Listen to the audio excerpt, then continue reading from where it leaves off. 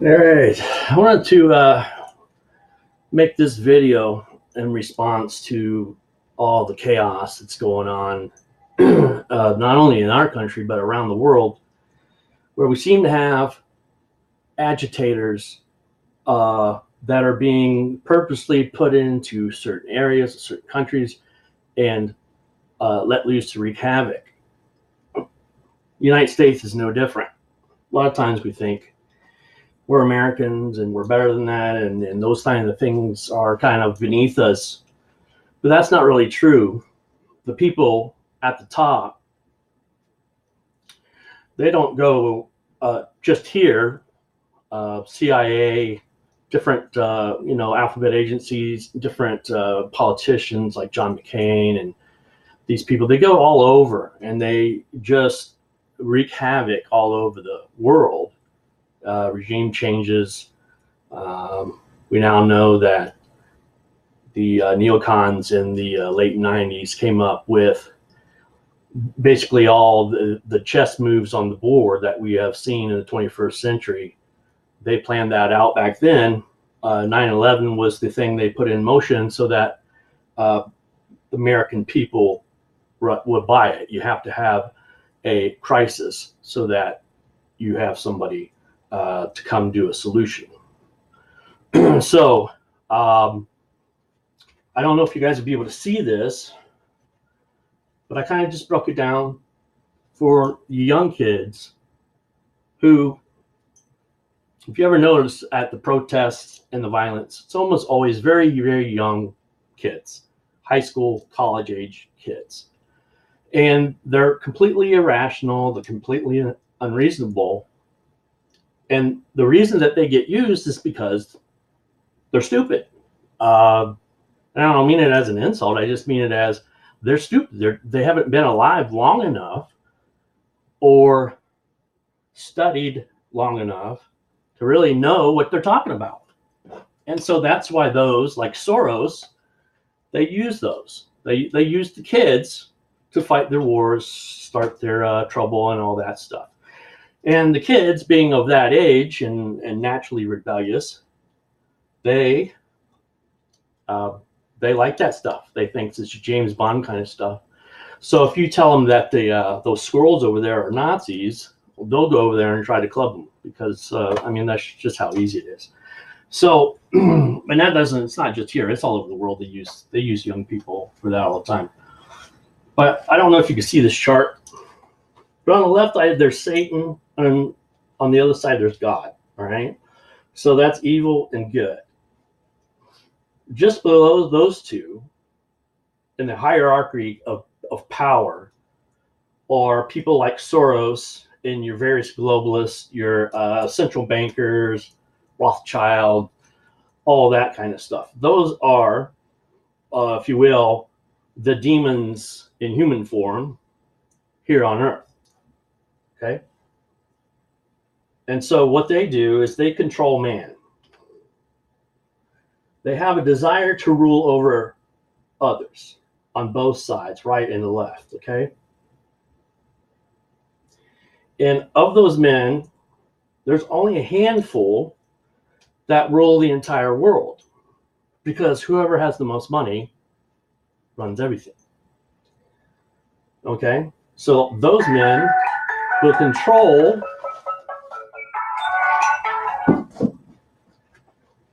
it never fails. It just goes off. It's just no way you can stop it. So those people rule corporations like GE, News Corp, Disney, Viacom, Time Warner, and CBS. Basically, those 6 companies run 90% of all the media in the United States. That's why nothing's ever different. They're all on the same team. Okay? On the left, they own the government. In the right, they own the markets. Okay? So what is the strategy that they always use since the beginning of time? Divide and conquer, right? So on the left, they split people into 2 sides. To have a conflict, you have to have 2 sides. And to divide and conquer, You have to divide two sides, get them fighting, and then the third person actually does what it's intended to be doing. So, and so what they do is they use poor people on both the left and the poor people on the right to fight each other, to go to the rallies, to do the coups and all that stuff. They're not going to do that. They're not going to get any blood on their new suit. They're, that's for little people. So you need to keep that in mind. Sometimes it takes a really long time for people to figure this out. There are people on the left and the right that still don't get that what is happening is we've been overthrown from the inside by people who do not like, love, or want the United States as it has always existed. Why? Because it's good. For the most part, it's good. It's very good. And if you're evil, what do you want to do? You want to destroy good. That's why they do it. And also, if you want on the 21st century to usher in a new time, a new global system, what do you have to do? You have to bring the United States down to everybody else's level so that you can then rule over everyone. That's the end game. That's what they want. One world government.